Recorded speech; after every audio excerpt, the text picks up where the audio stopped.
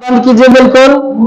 और आज जो आप लोग को पढ़ा रहे हैं लेंस में प्रतिबिंब रचना, यानी लेंस कौन सा लेंस, तो उत्तल लेंस। आज हम बात करेंगे उत्तल लेंस की, ठीक है।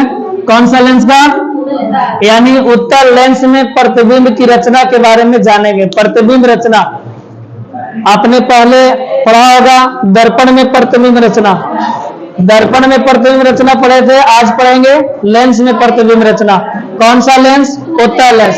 पहले आपने पढ़ा था लेंस कितने प्रकार का, दो प्रकार का।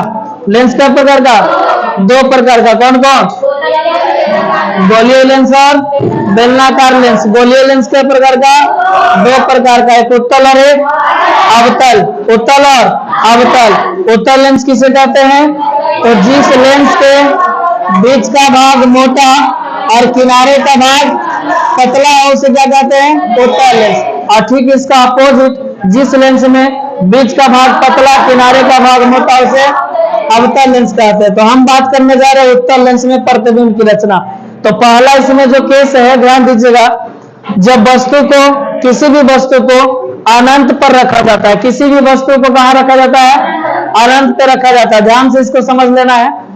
जैसे आप लोग दर्पण पढ़े थे, दर्पण में प्रतिबिंब रचना, ठीक सेम टू सेम आपने अवतल दर्पण में जो प्रतिबिंब रचना पढ़ा था, उसी तरह से यहाँ उत्तल लेंस में, है ना। अगर अवतल दर्पण जिसने प्रतिबिंब रचना पढ़ लिया, दर्पण में अवतल तो लेंस में उत्तल, और दर्पण में उत्तल तो लेंस में अवतल, यानी अपोजिट टाइप का। तो यहाँ पे लेंस है उत्तल, इसका मतलब कि इसमें क्रिया जो होगा, कौन सा लेंस है, दर्पण वाला अवतल दर्पण। यानी अवतल दर्पण में जो प्रतिबिंब रचना पढ़े होंगे, उनको उत्तल लेंस में प्रतिबिंब रचना में कहीं कोई दिक्कत होने वाला नहीं है।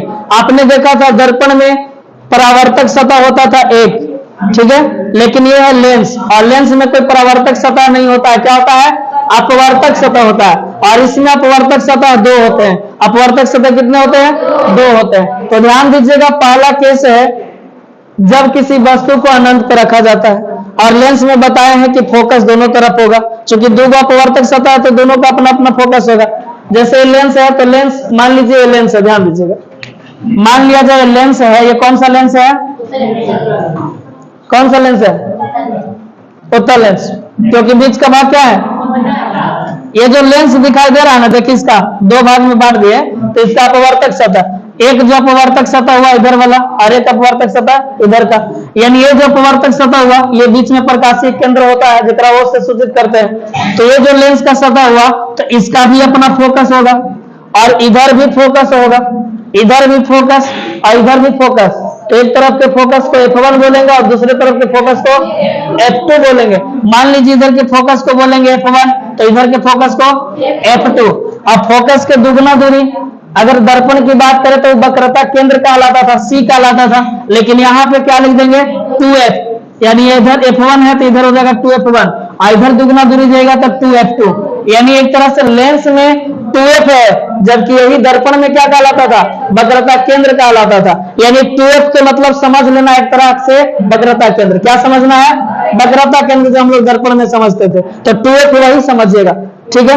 आगे बढ़िएगा तो इसमें भी अनंत होगा, इस तरह भी, और इधर बढ़िएगा तो इधर भी अनंत होगा। होगा कि नहीं होगा, क्योंकि दोनों तरफ इसका अपवर्तक सतह है, तो दोनों तरफ फोकस वक्रता केंद्र अर्थात 2F, और उसके बाद आगे बढ़ गया तो अनंत होगा। तो इस तरफ भी अनंत और इस तरफ भी अनंत। चलिए ध्यान दीजिएगा, ये तो पहले भी हमने बता चुका है पिछले क्लास में।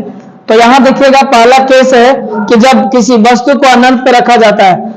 ये सेम केस था दर्पण में भी, कौन सा दर्पण, अवतल दर्पण में, कि जब वस्तु को अनंत पर रखते थे। तो आपने अवतल दर्पण में सीखा था, अवतल दर्पण में क्या सीखा था, कि जब वस्तु को अनंत पर रखते हैं तो प्रतिबिंब उसका कहां बनता था, फोकस पे बनता था, और वस्तु से बिल्कुल छोटा, एकदम बिंदु के आकार का, और वो वास्तविक होता था और वस्तु के उल्टा होता था। तो देखिए यहाँ पे क्या कंडीशन है, जब किसी वस्तु को अनंत पर रखा जाता है, मान लीजिए ये आपका लेंस है, ये क्या है आपका लेंस है, अरे लेंस का देखिए प्रधान अक्ष हो गया, क्या हो गया, प्रधान अक्ष हो गया।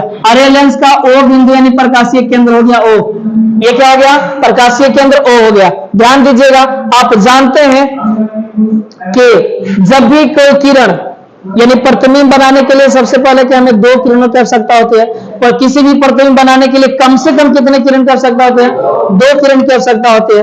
तो देखिए यहाँ पे जब वस्तु अनंत पे है तो अनंत से बहुत सारे किरण आएंगे, तो बहुत सारे किरण आते हैं, तो अनंत से जितने भी किरण आते हैं वो प्रधान अक्ष के समानांतर होते हैं, चाहे वो लेंस हो या फिर दर्पण हो, कोई भी हो, लेंस हो या दर्पण हो, जब भी अनंत से किरणें आएंगे तो वो प्रधान अक्ष के समानांतर। समानांतर किसे कहते हैं? तो जेकर जो भी मतलब समानांतर होंगे तो उनके बीच की जो दूरी होगी ना हर जगह समान होगा। समानांतर यानी समान जो अंतर, जेकर हर जगह अंतर क्या रहे?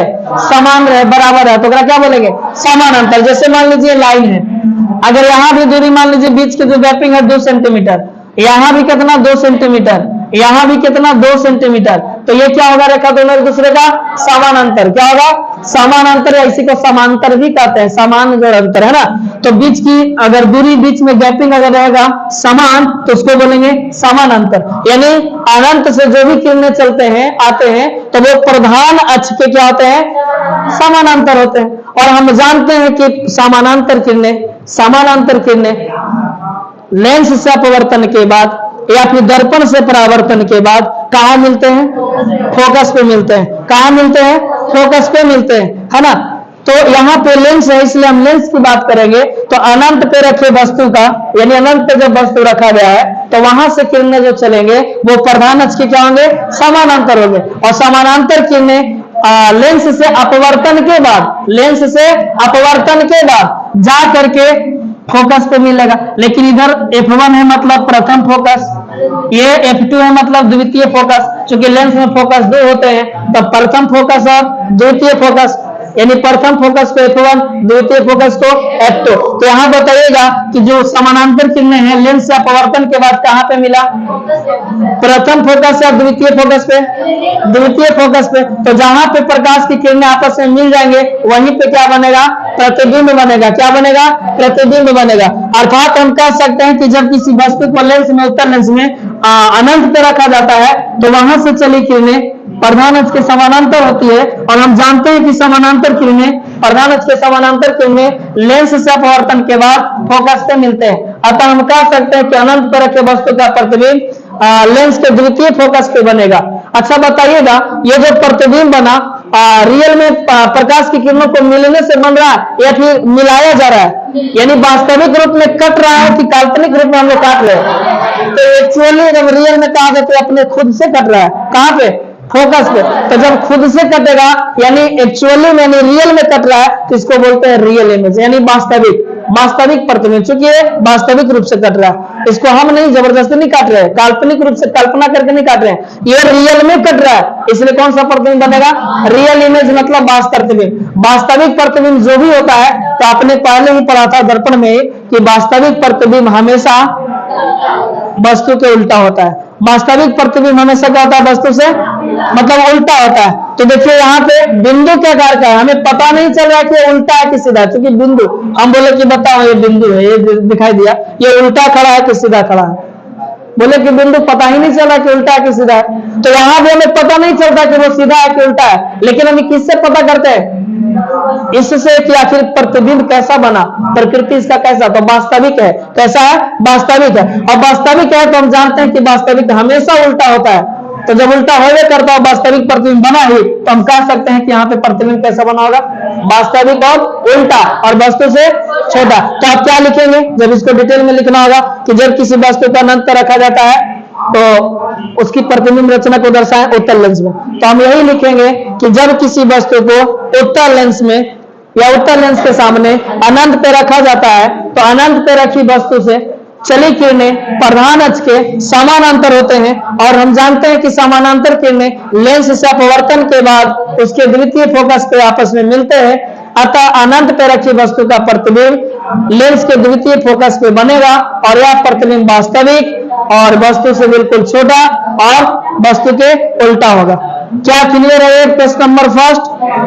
अब देखिए आपने दर्पण में भी पढ़ा था। अब अनंत के बाद दर्पण में आपने ऐसे देखा होगा। ये कौन सा दर्पण है बताइए? कौन सा ये दर्पण है? अवतल। कौन सा दर्पण? अवतल। जिसका अपवर्तक सतह धंसा हुआ हो तो अवतल दर्पण, और अपवर्तक बोले परावर्तक सतह, कौन सतह? परावर्तक। जिसका परावर्तक सतह, चूंकि दर्पण है तो परावर्तन होगा, तो जिसका परावर्तक सतह धंसा हुआ रहे अवतल, और जिसका परावर्तक सतह उठा हुआ रहे, उभरा हुआ रहे, उसको उत्तल दर्पण। तो यहाँ पे देखिए अवतल दर्पण है, और एकरा में बताया था कि इधर होता है क्या? एफ फोकस, उसके बाद होता है वक्रता केंद्र सी, और उसके बाद हो जाता है क्या चीज? अनंत। क्या हो जाता है? अनंत। तो अपने दर्पण में भी पढ़ा था कि पहले वस्तु अनंत पर रखा गया, उसके बाद कहा? तो केंद्र और वक्रता केंद्र और अनंत के बीच में। तो बस हमने बताया कि जो अवतल दर्पण को जिसने देख लिया, समझ लिया, वो उत्तल लेंस को भी समझ लेगा। अब अनंत पे रखा गया, अब अनंत के बाद कहाँ आएगा? देखिए लेंस में भी यहाँ F1 है, 2F1 है, 2F1 के मतलब वही वक्रता केंद्र दर्पण वाला। दर्पण की बात करें तो वक्रता केंद्र, और लेंस की बात करें तो 2F, तो ये 2F1, और इसके बाद आगे बढ़ा तो अनंत है। तो अनंत पे तो पहला केस में हमने वस्तु को रख लिया। अब अगला जो नंबर आता है अनंत और 2F के बीच में, अनंत और 2F के बीच में, चूंकि यहां से डायरेक्ट यहां तो नहीं ला सकते, कहीं ना कहीं बीच में तो फॉल्ट होगा इसका। तो मान लीजिए अनंत पे था, तो अनंत के बाद अब कहा? 2F1 और अनंत के बीच में वस्तु रखाएगा। जब अनंत पे था तो प्रतिबिंब बना था फोकस पे, अब यहां से आगे बढ़ गया, अनंत और 2F के बीच में आया, तो प्रतिबिंब को भी हम आगे बढ़ाएंगे नहीं। जब यहाँ था तो प्रतिबिंब भी आगे बढ़ के यहाँ पे आएगा, यानी F2 और F2 के बीच में। ध्यान दीजिएगा, समझिएगा, जब वस्तु को अनंत और 2F1 के बीच में रखा जाता है, तब देखिएगा क्या होगा। ये आपका है लेंस, कौन सा लेंस? उत्तल लेंस। ये आपका अनंत है, ये 2F1 है, ये F1 है, इधर F2 है, 2F2 है। द्वितीय फोकस, प्रथम फोकस, ठीक है। ये आपका प्रकाशीय केंद्र O हो गया। अब यहां से देखिए, मान लीजिए बीच में AB एक वस्तु रखा गया, अब B बिंदु से चली दो किरणें। क्या किरणें? दो किरणें। लेंस से अपवर्तन के बाद, लेंस से अपवर्तन के बाद कहां मिलेगा? B' पे मिलेगा। वो काहे B' पे मिलेगा? ध्यान देना, क्योंकि आपने पढ़ा था कि जब भी प्रकाश की किरणें प्रकाशीय केंद्र से होकर गुजरती है तो वो बिना विचलित हुए सीधे क्रॉस कर जाती है, अपने पथ से विचलित नहीं होती है, जैसे आती है वैसे सीधा निकल जाती है। और एक आपने ये भी देखा होगा, प्रधान अक्ष के समानांतर किरणें फोकस से होकर गुजरती है। तो देखिए, एक किरण प्रधान अक्ष के समानांतर है जो फोकस से गुजर गई, दूसरा किरण जो प्रकाशीय केंद्र से गुजरे है जो सीधा निकल गई। और ऐसा स्थिति में दोनों प्रकाश की किरण एक दूसरे को कहां पे काटेंगे? तो B' बिंदु पे, जो F2 और 2F2 के बीच में होता है। F2 और 2F2 के बीच में होता है। यानी हम क्या कहेंगे? सवाल है कि जब वस्तु को अनंत और 2F1 के बीच में रखा जाता है तो हमें कैसे लिखना होगा? तो हम लिखेंगे, माना कि AB एक वस्तु है, माना कि AB एक वस्तु है। बस फिगर दिखिए और इसका डिटेल में आप लिखिए। तो माना कि AB एक वस्तु है, AB एक वस्तु है जिसे अनंत और 2F1 के बीच में रखा गया।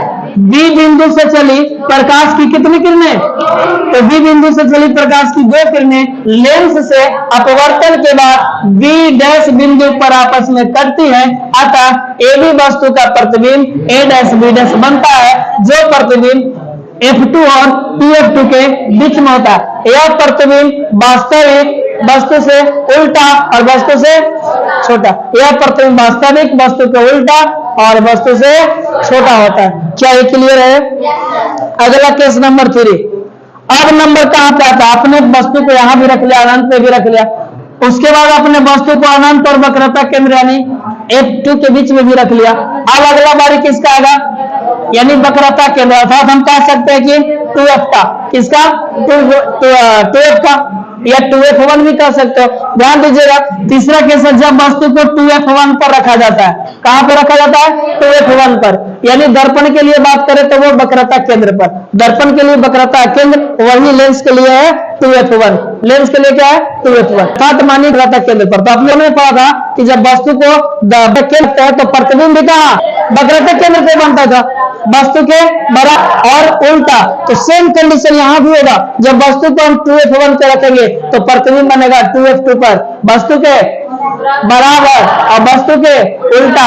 देख लीजिए इसको कंडीशन, इसको कैसे लिखेंगे जब वस्तु को 2F1 पर रखा जाता है? तो ध्यान दीजिए कैसे वर्णन करेंगे इसका।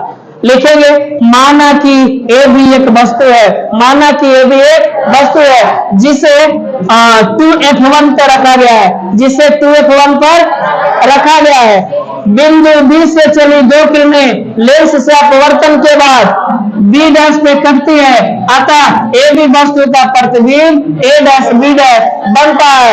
यह प्रतिबिंब 2f2 पर बनता है। यह प्रतिबिंब कहां बनता है? 2f2 पर बनता है, जो वास्तविक वस्तु के बराबर तथा वस्तु के उल्टा होता है। क्या कोई दिक्कत? दर्पण जैसा चल रहा है कि नहीं? एकदम सेम टू सेम, कोई चेंजिंग हो रहा है? नहीं हो रहा, एकदम वही चीज नाम आप लिख रहे हैं, बस थोड़ा थोड़ा का फर्क पड़ रहा है। केस नंबर 4, चौथा केस। चौथा केस में आप देखिए, वक्रता केंद्र पे आ गया। आगे कर्वात नंबर कहा जाएगा? तो वक्रता केंद्र और फोकस के बीच में, वक्रता केंद्र और फोकस के बीच में, यानी इसके लिए हम बात करें लेंस के लिए, तो 2f1 और f1 के बीच में, 2f1 और f1 के बीच में। ध्यान दीजिएगा, चौथा केस है कि जब किसी वस्तु को 2f1 और f1 के बीच में रखा जाए तो, अर्थात दर्पण के लिए क्या होता था? फोकस और वक्रता केंद्र के बीच में रखा जाए तब। फोकस और वक्रता केंद्र दर्पण के लिए, यहाँ हमारे लेंस के लिए क्या हो जाएगा? f1 और 2f1 के बीच में क्या रखा गया है? वस्तु। तो यहाँ पे रखा गया, यहाँ से 2 किरण चल रही है बी बिंदु से, दोनों किरणें लेंस से अपवर्तन के बाद एक जो प्रधान अक्ष के समानांतर है, जो फोकस से गुजर गई, और जो प्रकाशीय केंद्र से गुजरते वो सीधा निकल जाएगी। ऐसे स्थिति में ये 2f के बाद और अनंत के पहले, यानी कह सकते हैं 2f2 और अनंत के बीच में ये कटेगा, और कटेगा तो ये प्रतिबिंब बन जाएगा। ठीक है, तो कैसे लिखेंगे इसको? कि जब हाँ देखिएगा, सवाल है कि जब किसी वस्तु को 2f1 और f1 के बीच में रखा जाए तो हम कैसे लिखेंगे इसका विवरण? माना कि ए भी एक वस्तु है जिसे उत्तल लेंस में 2f1 और f1 के बीच में रखा गया है, जिसे 2f1 और f1 के बीच में रखा गया है। बी बिंदु से चली प्रकाश की 2 किरणें लेंस से अपवर्तन के बाद बी डैश पे करती है, अतः ए बी वस्तु का प्रतिबिंब ए डैश बी डैश बनता है। यह प्रतिबिंब अनंत और 2f2 के बीच में होता है, जो वास्तविक उल्टा और से होता है, वस्तु से बड़ा होता है। तो ये आपका था केस नंबर 4। उम्मीद है कि आप यहाँ तक समझ गए होंगे। कोई परेशानी नहीं ना? तो उत्तल लेंस में प्रतिबिंब की रचना समझ में आ गया। अगर समझ गए तो आज का लेंस में प्रतिबिंब रचना इतना ही रहेगा कि ज्यादा बड़ा कर जाए। ठीक है, फिर मैं अगले क्लास में। धन्यवाद।